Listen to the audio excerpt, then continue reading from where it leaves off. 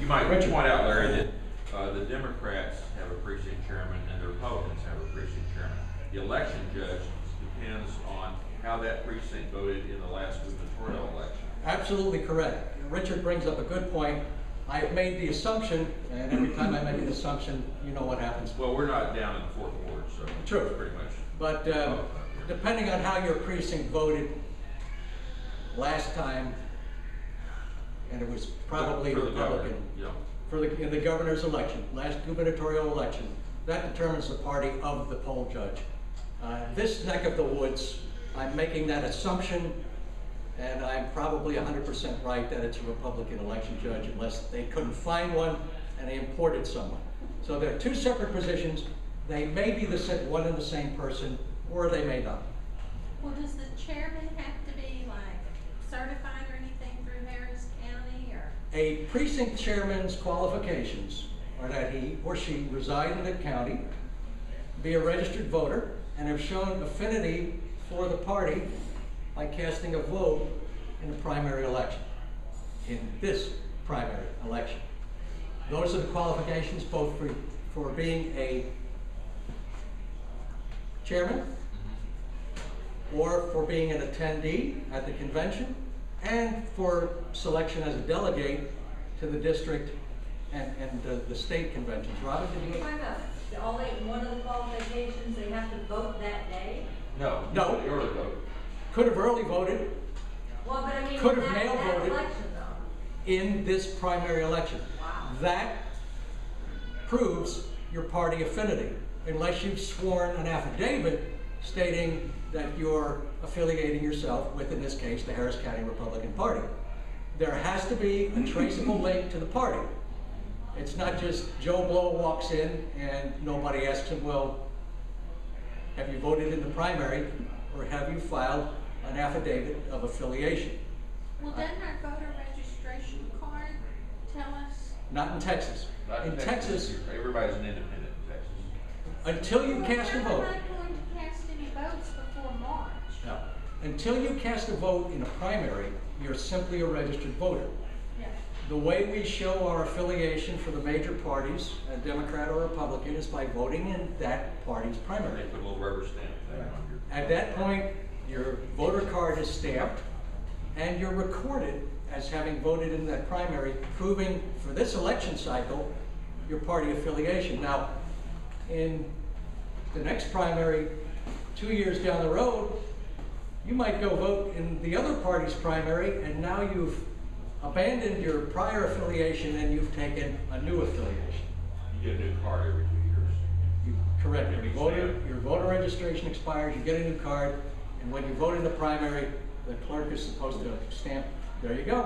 Where is my stamp? It goes right here. So I'm okay? Well, you haven't. Well, you haven't voted in the primary. Here it is. Actually, this is your old card. Is that the one expiring this year? That goes It to says December 31. It says, well, this says December 31. You should have one that's a yellow card. So. Does that have an expiration of December 2009? Okay, I'm sorry, this is an old card.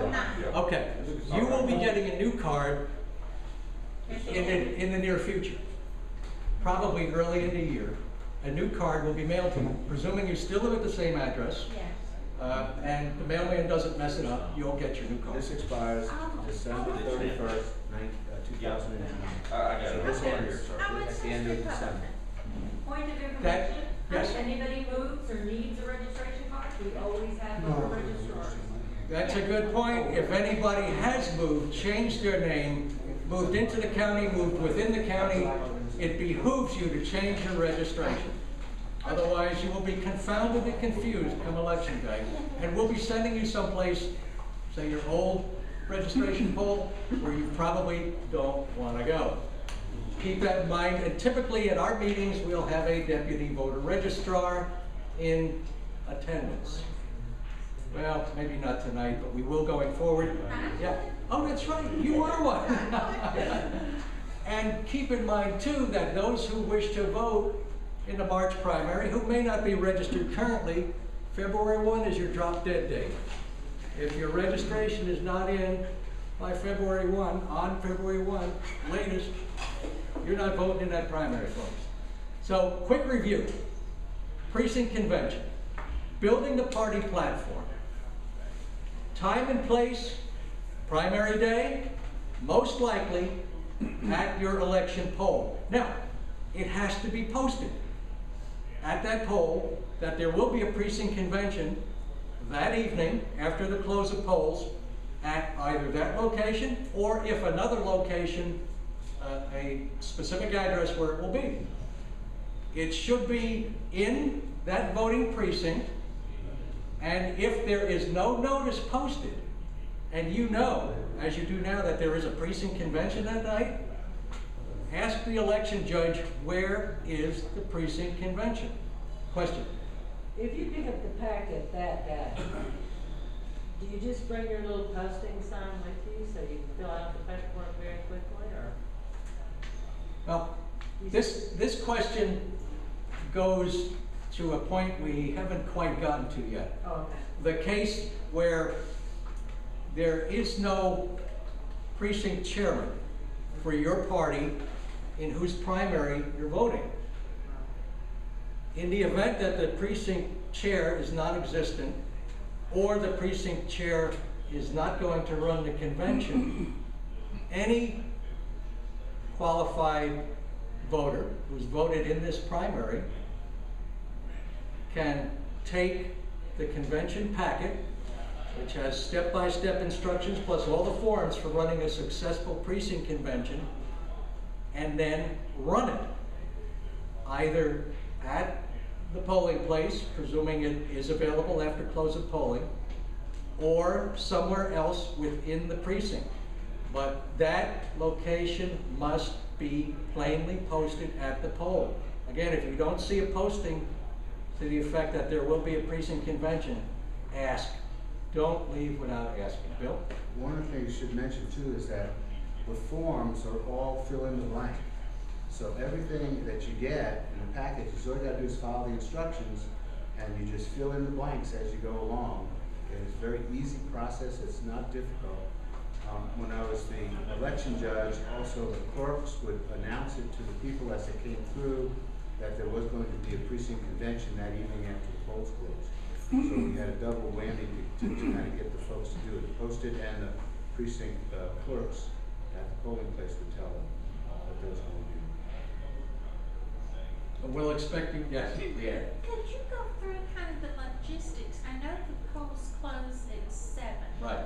Then does Harris County like bring big trucks that come and get the things? Well, and then how quickly would you they- have the they- convention?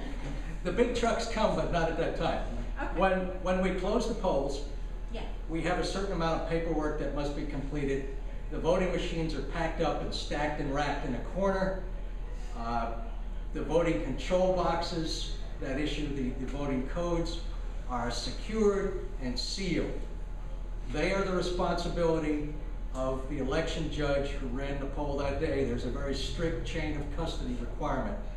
So all that stuff is packed up. All that paperwork is put in envelopes and boxed.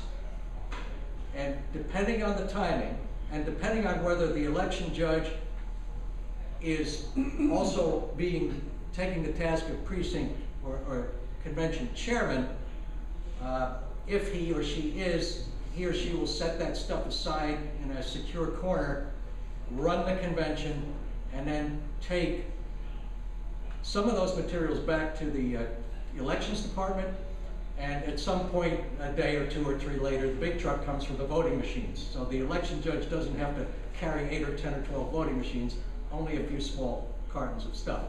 That's the basic logistics. All that stuff